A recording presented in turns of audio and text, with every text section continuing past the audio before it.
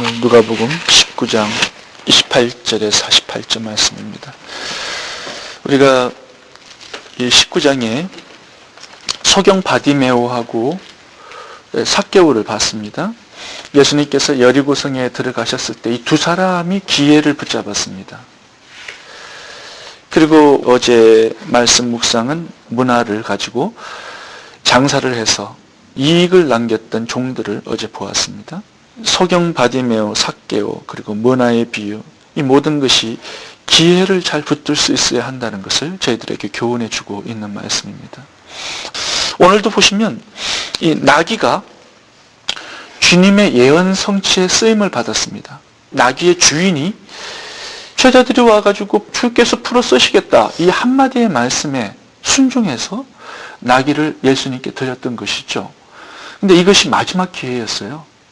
주님을 더 섬겨볼 수 있는 그런 기회가 없었습니다. 마지막 이제 주거로 들어가시기 때문에 예루살렘으로. 이 나귀의 입장에서 보셔도 짐승이지만 아주 아름답게 쓰임받은 거예요. 주님의 예언 성취를 위해서. 지나가는 이 마지막 기회를 잘 붙들 수 있어야 한다. 주님을 섬길 수 있는 기회를 잘 붙들 수 있어야 한다. 이런 부분에 교훈을 주고 있는 말씀입니다. 제가 오래전에 책을 한 권 읽었었는데 한국 대학생 선교회 CCC 대표였던 김중건 목사님이 쓰신 책입니다. 자녀 중에 하나가 28살 때 암으로 죽은 자기의 딸이 하나 있어요. 저는 그 책을 읽다가 이 딸의 고백이 제 마음속에 굉장히 오랫동안 남아 있습니다.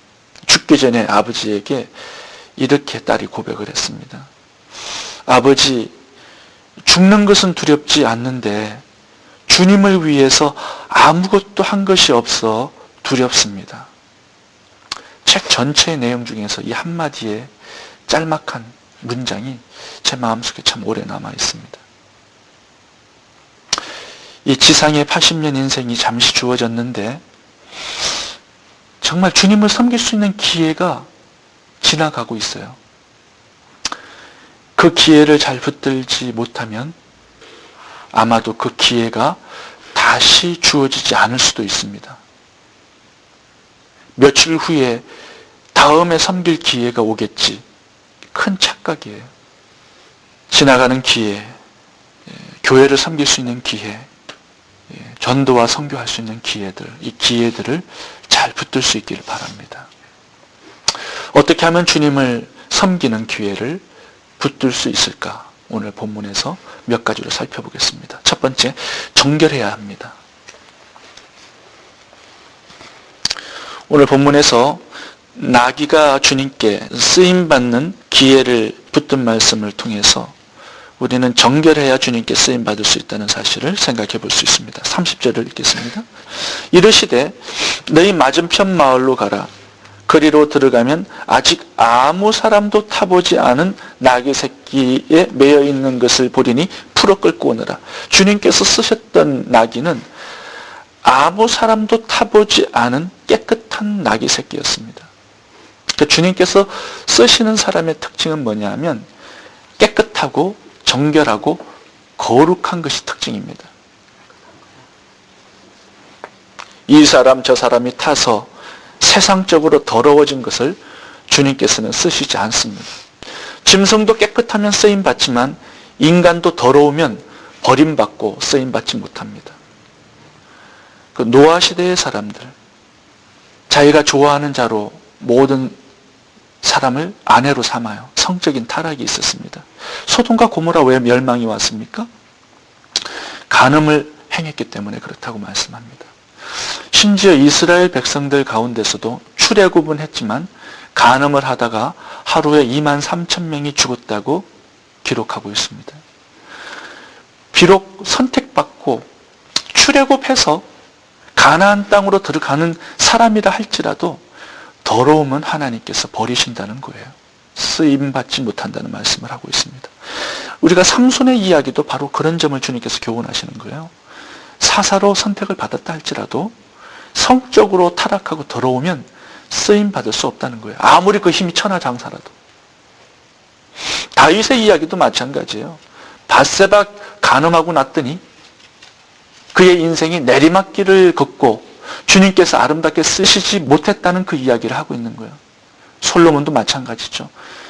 젊은 시절에는 참 깨끗했어요. 주님 쓰셨지만 노년에 1000명의 여자들과 성적인 타락이 왔을 때 그는 더 이상 하나님께 쓰임받지를 못했습니다. 여러분, 어떤 사람이 노년에까지 지속적으로 아름답게 쓰임받을 수 있어요? 깨끗해야 돼요. 정결해야 돼요. 거룩해야 돼요. 왜 그래요? 하나님이 거룩하시기 때문에 그래요. 그래서 거룩한 사람에게 역사하시고 거룩한 사람을 통하여서 하나님의 뜻을 이루시는 것입니다.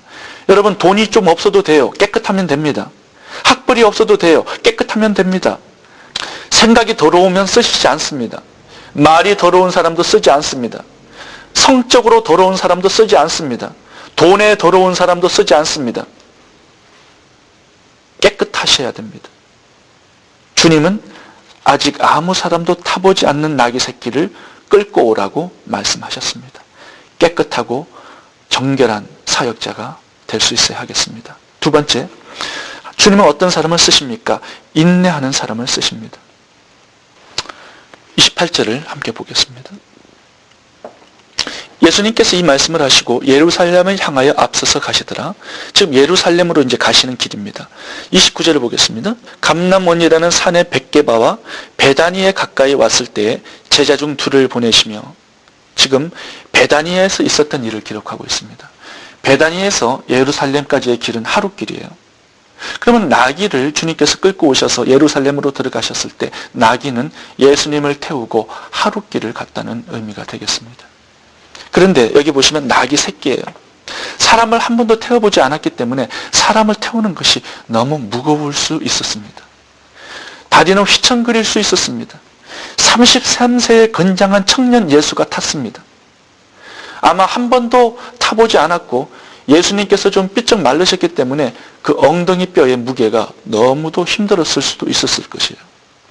그렇지만 그 하루길을 이 나귀 새끼는 휘청거리는 다리를 잘 가누면서 예수님을 태우고 구약의 모든 4000년의 예언을 성취했습니다. 여러분, 사명을 감당하는 것은 사명에는 다 무게가 있어요. 이 짓누르는 무게를 잘 견딜 수 있어야 돼요. 구약장도 아무나 하는 게 아닙니다. 무게를 잘 견디는 사람이 하는 거예요. 목회도 아무나 하는 게 아니에요. 사명의 이 무게를 잘 견디는 사람이 하는 겁니다. 이 예수님의 십자가는 온 인류의 죄를 짊어지는 십자가였기 때문에 그 짓눌리는 무게가 너무나 무거웠을 거예요. 그래서 우리 인간이 대신 질 수가 없기 때문에 그분이 직접 오셔서 그 무게를 지시고 사명을 이루신 것입니다. 여러분, 모든 사역자들은요, 자기가 져야 될 십자가가 있어요. 이 무게가 좀 무겁습니다. 그렇지만 잘 감당하셔야 돼요. 그래야 하나님의 뜻을 이루는 이 사역자가 될 수가 있는 것입니다. 그런데 주님께서 이렇게 말씀하세요. 감당할 수 있는 시험만 주신다. 또 시험 당할 때 피할 길을 주신다. 모든 사명은요, 감당할 만한 사명이기 때문에 주시는 거예요. 무거운 거 아닙니다. 지고 가다 보면 주님께서 다 대신 지어주세요. 그래서 가볍게 하세요. 나귀는 타셨지만 나귀가 싣고 갈 수 있는 힘을 주님께서 주시는 것이에요. 제가 지난 시간에 성전의 기둥이라는 빌라델비아 교회에 대한 말씀을 드렸습니다. 이 나무는 산에서 자랄 때는 짓누르는 무게가 없어요. 그러나 잘려가지고 성전의 기둥이 되면 성전의 천장과 지붕의 무게를 다 짊어져야 돼요. 너무 무겁다고 그래가지고 빠져가지고 이리저리 돌아다니면요, 성전 무너지는 거예요. 특별히 살롱교회에 어떤 사명을 주셨잖아요. 그 사명의 짐을 잘 지고 10년, 20년 잘 견디셔야 됩니다. 그래야 성전이 서고 하나님의 뜻과 나라가 이루어질 수 있는 것이에요. 조금 무겁다고 그래가지고 인내하지 못하면요, 사명을 감당할 수 없는 것입니다. 사명을 일찍 끝내는 사람들 보면요, 이 인내심과 뚝심이 없어서 그러는 거예요. 잘 견디다 보면 좋은 날도 오는 거예요. 잘 견디다 보면 상급과 면류관 쓰는 거예요. 고난 후에 영광이 있고 죽음 후에 부활이 있는 것이에요. 사명이 얼마나 귀한 것이다라는 사실을 잘 깨닫고 인내하고 뚝심으로 잘 견뎌나갈 수 있어야 하겠습니다. 이 새끼 낙이라 할지라도 이렇게 인내하고 주님을 잘 실어 날랐기 때문에 오늘 이렇게 아름답게 누가복음 19장에 기록된 영광을 얻을 수가 있었던 것입니다. 정결해야 되고, 두 번째 인내해야 됩니다. 세 번째, 주님께 쓰임받기 위해서는 겸손해야 합니다. 36절 보겠습니다. 가실 때 저희가 자기의 겉옷을 길에 펴더라.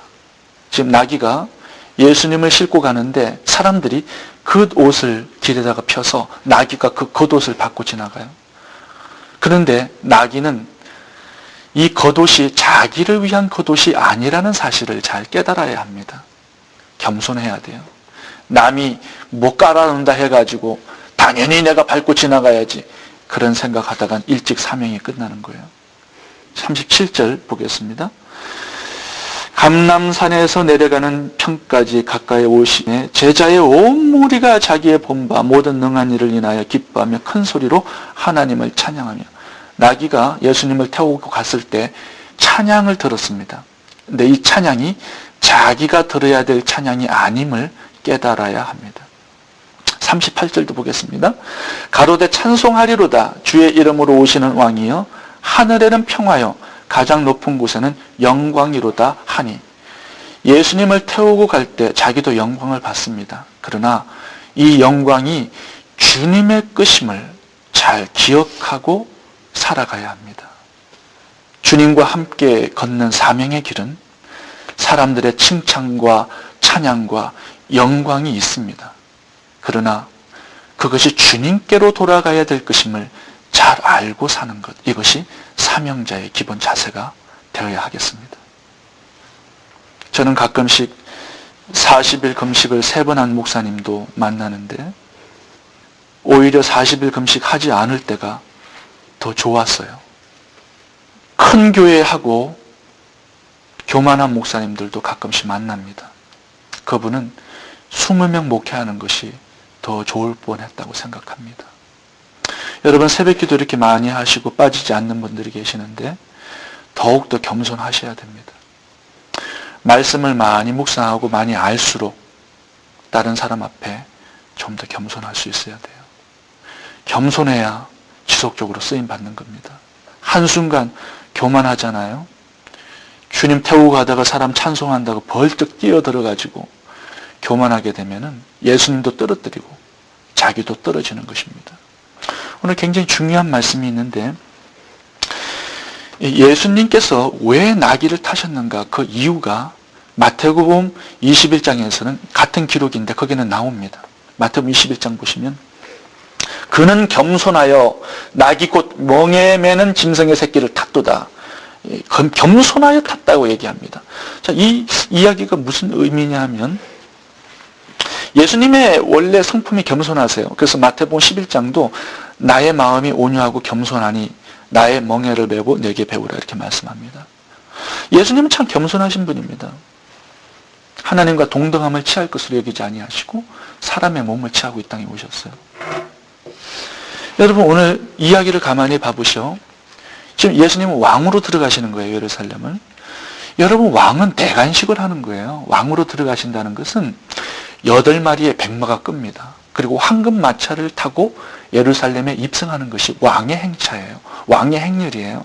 근데 예수님은 호위병도 없고 호위관도 없어요. 백마도 없고 황금 마차도 없습니다. 그리고 나귀를 타요. 나귀 새끼가 뒤뚱뒤뚱거리고요.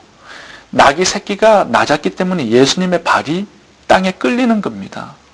예수님의 옷이 땅에 끌려요. 이거는요, 코미디 같은 장면이에요. 사실은 왕이 이렇게 들어가는 것은 정말 하찮게 사람들이 여길 수 있는 그런 광경입니다.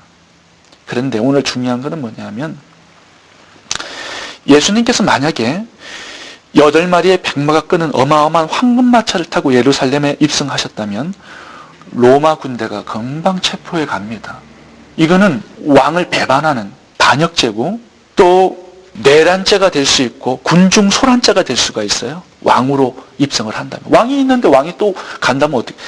그러니까 이게 보니까는 이거는 완전히 코미디고 정말 하찮은 어떤 행사예요.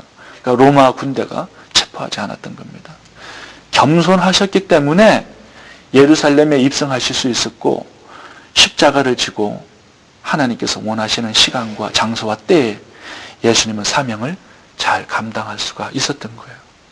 여러분, 겸손하면 하나님께서 쓰시고 하나님께서 원하시는 뜻을 잘 이룰 수 있는 사람이 되는 것입니다. 그런데 펄펄 뛰고 이러잖아요. 그러면 사명이 금방 끝납니다. 여러분, 깨끗해야 돼요. 그리고 인내를 잘 하셔야 돼요. 그리고 겸손하셔야 됩니다. 오늘 결론적으로 이 한 가지를 여러분들에게 말씀을 드리고 싶습니다. 사명을 잘 감당하고 살잖아요. 주님께서 어떤 축복을 주시냐 하면 풀어주시는 축복을 주십니다. 풀어주셔요. 31절을 보겠습니다. 31절. 김원희 성도님 좀 읽어주실래요? 31절. 만일 누가 너희에게 어찌하여 푸느냐 묻거든 이렇게 말하되 주가 쓰시겠다 하라 하시네. 여러분, 이 한마디에 나귀는 풀어졌어요. 주가 쓰시겠다. 주님이 쓰시면 풀어집니다. 이것이 오늘 본문이 주시는 메시지예요. 여러분들도 주님이 쓰시잖아요. 여러분들에게 얽매여 있는 모든 것들이 다 풀어져요. 어떤 질병, 어떤 물질적인 어려움, 어떤 저주, 어떤 고난, 주님이 쓰시기 위해서는 이걸 풀어주셔야만 합니다. 그러니까 주님께서 쓰시는 사람이 가장 행복한 사람이에요. 나귀는 주님이 쓰시기 전까지는 매여 있었습니다. 어디에? 사람에게, 세상에 매여 있는 거예요. 주님께서 사도 바울을 쓰시기 전까지는 그의 학벌도 매여 있는 거고 그의 모든 재능도 달란트도 다 나귀에게 매여 있는 거예요. 주님이 쓰시면요, 참 자유롭고 평안하고 행복하고 신나는 인생이 되는 거예요. 여러분, 사업과 물질에 매여 있는 분이 계시다면 이렇게 기도하세요. 하나님, 이 어려움에서 풀어주시면 내 사업과 물질을 주의 영광을 위해서 바로 잘 쓰겠습니다. 질병에 묶여있는 분이 계세요? 그렇게 기도하세요. 하나님, 이 질병에서 저를 풀어주세요. 이 건강 가지고 하나님의 영광을 위해서 남은 인생 바치겠습니다. 우리에게 기회가 이렇게 지나가고 있습니다. 너무 늦기 전에 주님의 몸된 교회를 위해서, 또 성전 건축을 위해서, 전도와 선교의 사명을 위해서, 중보기도의 사명을 위해서 아름답게 쓰임받는 사명의 인생이 다 될 수 있기를 바랍니다. 그럴 때 주님께서 풀어주시고 또 두 번째는 영광도 주세요. 여기에 성경에 기록되어서 영원히 기념을 삼으십니다. 마리아의 옥합 깬 것도 영원히 기념을 삼으시고 성경에 기록해 두셨어요. 여러분, 단 한 번의 작은 섬김이었어요. 그렇지만 그것은 영원한 것이 되었습니다. 없어질 것이었지만 영원한 것이 되었어요. 주님께 드려진다면, 주님께 쓰임 받는다면 영원해진다는 사실을 깨달을 수 있어야 되겠습니다. 풀어지고 영원히 기념을 삼으시는 이 축복을 다 받으실 수 있기를 바랍니다. 기도하겠습니다. 좋으신 하나님, 80년의 짧은 이 시간, 주님을 섬기는 기회로 붙들 수 있도록 도와주시기를 원합니다. 정결하고 깨끗할 수 있도록 도와주시고, 인내하며 사명의 길을 잘 걸어갈 수 있도록 도와주시고, 늘 겸손할 수 있도록 도와주시고, 늘 하나님의 말씀으로 충만할 수 있도록 도와주시어서 끝까지 아름답게 쓰임받는 사명의 인생들이 다 되게 해 주옵소서. 모든 묶여있는 것들이 다 풀어지게 하시고 주님 앞에 늘 자유롭게 쓰임받을 수 있도록 물질의 풍성함도 허락해 주옵소서. 예수님의 이름으로 기도하옵나이다. 아멘.